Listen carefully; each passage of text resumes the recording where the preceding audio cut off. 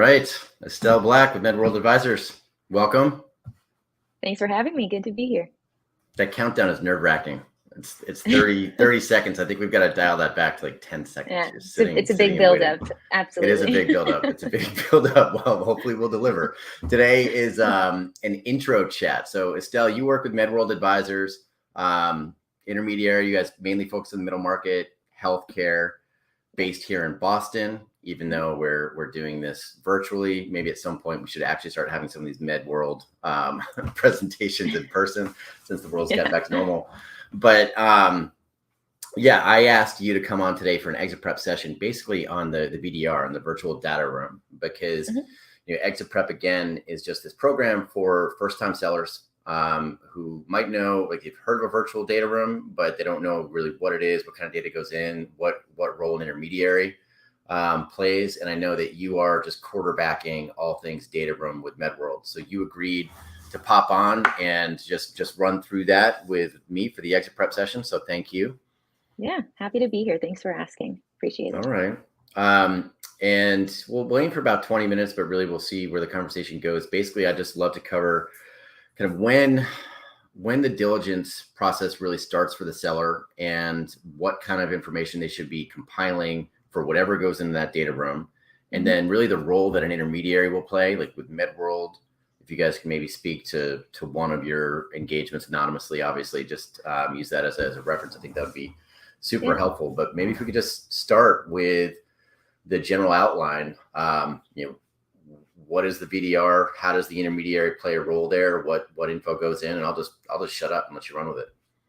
Sure. Yeah. Happy to go into it. So I guess to start, a VDR, virtual data room.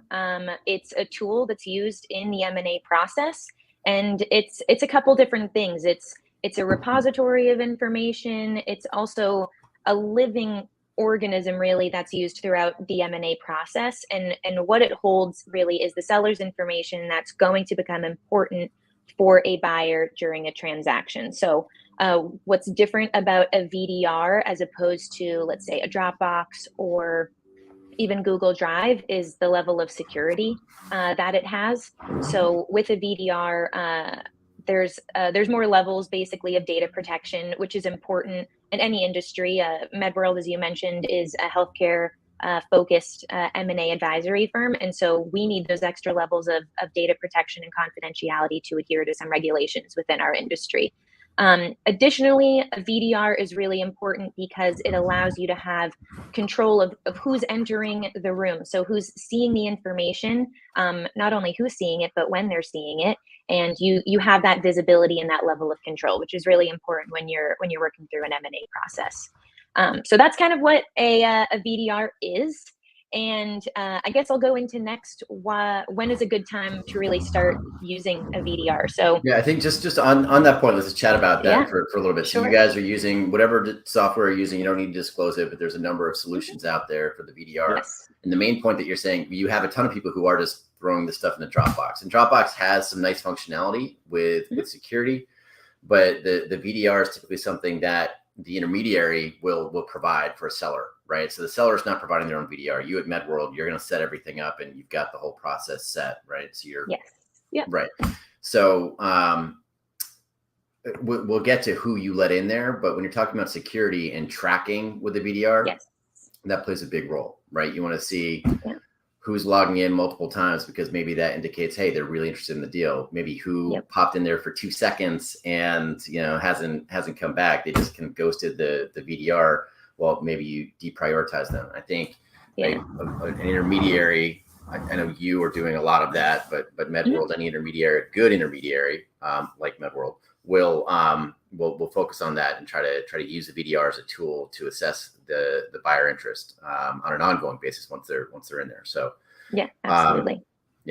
And then so then you were popping into timeline or whatever your next step was. Absolutely. Yeah. So I think that, aside from telling you what the VDR is, I just want to say when is a good time to really start using a VDR. And so while there's not one specific time where you should start using a VDR, we like to start our clients earlier in the process in using one and building one. So we do some pre-due diligence work with our clients early on in the process, which kind of gets them into the exercise of what a VDR is, as well as what documentation is going to be going into the VDR. So first-time sellers, you guys maybe have never been through this process before, and you have no idea exactly what is going to be looked at by a potential buyer.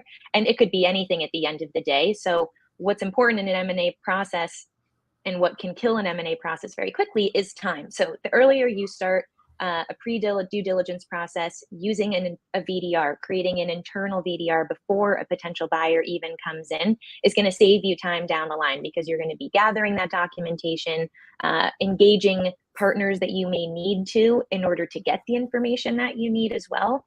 So we always recommend that starting creating a VDR early on in the process and beginning that due diligence process earlier is going to just make you more successful later on.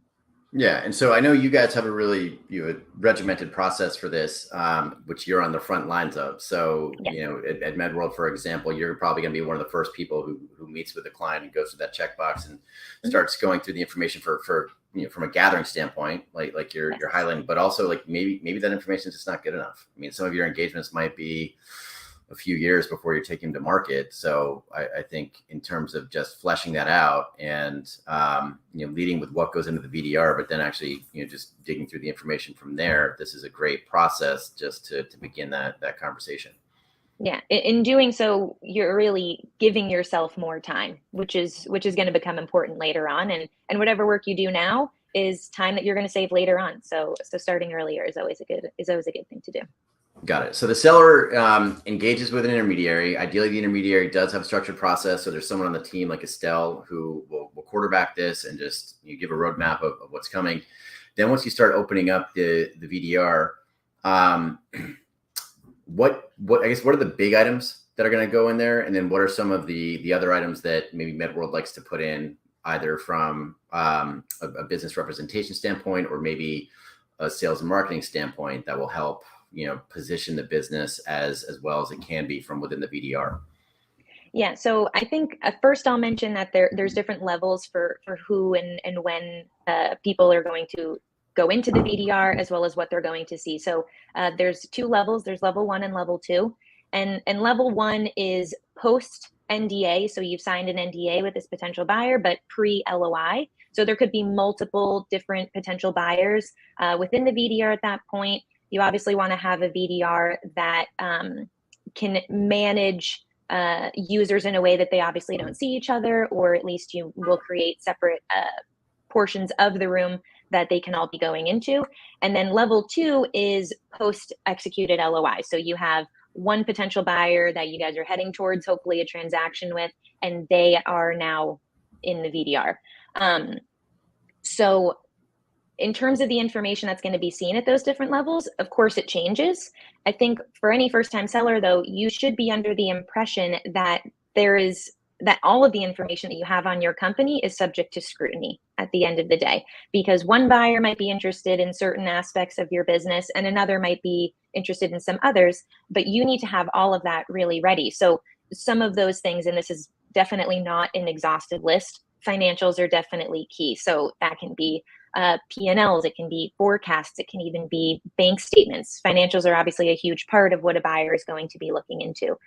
They're going to be interested in your corporate structure. So investors that you have, do you have a board? If you do have a board, are there board meeting minutes, even company bylaws, the whole gambit of your company structure. And then of course, vendors, suppliers, if there's regulatory or clinical studies, at least in the healthcare industry, that, those are important things for us as well. So in terms of things that can go into a VDR, it's really anything and everything. So it's best to be generally prepared to show any information that you have on your company, because the potential buyer may be interested in seeing it. And so some of that information you just went through, like vendors and suppliers and customer data, maybe you'll have that anonymized in that level 1. Yes. And then level 2, you have the big reveal. Yeah, especially in the case of if, say, it's a competitor of your company that's interested in potentially purchasing you don't want to necessarily give your secret sauces too early on in the process. So yeah, there's definitely some information that's redacted in a level 1. And then once you get into level 2, you will most likely have to start allowing some of that information to be shown. But yes, absolutely. And so to clarify, if a seller engages an intermediary, you are doing all of this for them. Like you're setting up the VDR, and they obviously have to give their blessing for any data that goes in there and presentation, et cetera. But once that's done, it's you, and you're approving, maybe with the seller's blessing, who gets into the level 1, VDR, or maybe that's just you without the seller's approval. But then level 2, obviously you have to have a conversation with the seller. I guess with your role, you get people into that level 1, and they're probably asking for a lot of information that you don't want to give up. That's all managed by the intermediary. As a seller, if I'm working with an intermediary, with a good intermediary, you're pushing back on someone who's in that level 1 and they want to get the customer data. You're determining what is appropriate at what stage, and you'll tell the seller what to do there, right? Yeah, absolutely. And I mean, the advisor role, the intermediary role at the end of the day is a link between the buyer and the seller. And when it comes to the VDR, we are helping put together and manage not only what's going in. So we don't create any documentation, obviously, but we support in managing it and making sure that it's presented in an effective way. But we also do have the ability to decide who goes in, who sees what, and when at the end of the day. So yeah, the advisor has control of that and really takes that on for the seller. I mean, the seller at the end of the day has a lot of their own work to be doing in this whole process, and these kind of little details, we support them with those details. Yeah. And so, I mean, that's a huge value add, I think, for the intermediary, obviously, is being able to manage the day-to-day of your business while the intermediary goes off and does the intermediary's job with the data room, with the transaction. But aside from just the management of the VDR, maybe we can talk a little bit to how that's used as a sales marketing tool. The other side of the coin there with hiring an intermediary, I mean, you get to focus on your business while the intermediary is doing everything that needs to be done in the transaction. But it's also just the experience that someone like a MedWorld, right? If you're a healthcare company, MedWorld obviously has relationships with the buyers who might be interested in a deal, but your experience with coordinating the interest, right? Coordinating the timing. So if you've got this VDR, it's something that you're going to tease, hey, we're going to let you in. And then you obviously try to approach the buyers who are a fit right off the bat, but then you bring them all in so that there's this coordinated interest. So they know that there are other people looking at the same data. When they go to shape their LOI, they're going to put together the best competitive offer that they can for a deal that they might be interested in. That's a huge piece of what you do, of what any intermediary does. But with the VDR, that's a nice tool to help execute that. Yeah, absolutely. And it's easier to keep track as well as who's involved in that process. Because I mean, everyone uses email, but things can get lost in there very quickly, and it's who has what and where is it and that sort of thing. And a VDR just allows you to kind of streamline that communication and who is seeing what. And like you said, tell the story and push the process along in a constructive way. Yeah. And are there any documents that you put in there that help with that? I'm thinking like with the FAQ, right? So if you have something that, if there's something that might be coming up in the discussions with the business, good or bad, you have a chance to frame that conversation in the VDR as an intermediary, asking a question, putting in an answer. You're doing that as well in stage 1. Yeah, absolutely. And at the end of the day, that's what helps to have an intermediary or an advisor that's really tuned into the industry that you're in as well, because they can help you frame some of those things that might be bringing up questions on the buyer side and frame them in a way that ends up showing why you, the seller, are the right buy for them or something along those lines. So yeah, absolutely. Yeah, I want to highlight that point. That's really something that a niche intermediary will provide, right? So I mean, if you're focused on healthcare, so the universe of healthcare buyers, and you stay pretty close to them with the industries and the ongoing contact. So ideally, you kind of know what they're looking for, and if there's a deal that has that, you'll be sure to highlight it, right? You know what these buyers are interested in, and the deal does have that, you'll bring that to the surface to make sure that it's not missed by those potential buyers. It's like with a niche intermediary, that's what you get. With a generalist, it's very hard to accomplish, but with that niche intermediary for the right deal, that is something that's special in my opinion. Yeah, absolutely. Absolutely. It's value added for you, the seller. At the end of the day, you want someone who understands your industry and where it's going and what opportunities there are, regardless of whether it's healthcare or anything else. It's definitely value added. Yeah. So the VDR is a tool for data collection, data presentation, but it's also a tool for sales and marketing. You manage it all. So you're basically managing everything at MedWorld because you're spearheading this whole process and then, organizing the collection of data from there. That's great. So financials, suppliers, vendors, customers, maybe information about competition, if there's anything that you need to kind of explain through an FAQ, like seasonality or customer concentration, or something that you want to have the first crack at explaining as an intermediary to frame that conversation. The FAQ, the level 1 VDR room is a good place to start that process. Yeah. Timeline. So I know it's different for every deal, but you do have, like with lower middle market deals, that's typically what you guys are focusing on. You are trying to do a coordinated, like IOI to LOI, and you have a time frame where you're opening this thing up and then you're pushing it to LOI. So you're drumming up that interest in a period of time with bookends, right? You are doing that with the VDR. Yes, and I guess, like you said, it's different for every case at the end of the day. So it's not necessarily, I can't tell you it's going to be 1 month in or 2 months in that you open it to potential buyers, whatever it is. It really depends on the specific situation. But the VDR itself, even just internally along, with the advisor and with the client, the seller, you can start the VDR as soon as possible and have that already building before you even get to that point of having a level 1 and of course a level 2 enter into the VDR. We can start building it as soon as we really engage with you, because at the end of the day, the effort that you put in now is only going to help you later on. Yeah.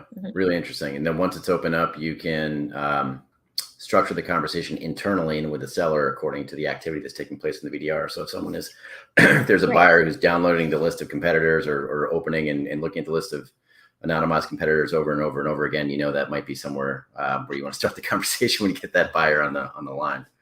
Yeah, absolutely. Right. And even later on in the process, we as advisors can help shape the data room so that the information is disseminated to the buyer in a way that's effective for them too, because they're going to be coming in with their own questions, their own ideas, and the way they want to see the information. And we can help support that as well later on in the process. Yeah, and put together a valuable conversation in a limited amount of time because we're all very busy. So that's great. Yes, exactly. All right. Exactly. Well, I know how busy you are, Estelle, so I appreciate you taking the time to come on and do this. I think it's going to be really valuable for the sellers going through exit prep and really anybody else who's just interested in this topic in a VDR. Yeah. Anything else? We're going to put your contact info. If you're watching this in a video, it'll be below the video. If you're listening on the podcast, we'll throw it in the podcast notes. But anything else in terms of how to find you, how to reach you, anything you want to throw in there before we close it out? Yeah, MedWorld Advisors is on LinkedIn. We are MedWorldAdvisors.com. And like Adam said, we're focused on the healthcare industry, but any questions that you might have surrounding this, I do know a little bit about it if you had any questions. Yeah, day in, day out, this is what you're quarterbacking. That's why I asked you to come on and explain it. So thank you. I appreciate it. All right, Estelle. Yeah, happy to be here. Close out with that. Have a great day. Thanks, Adam.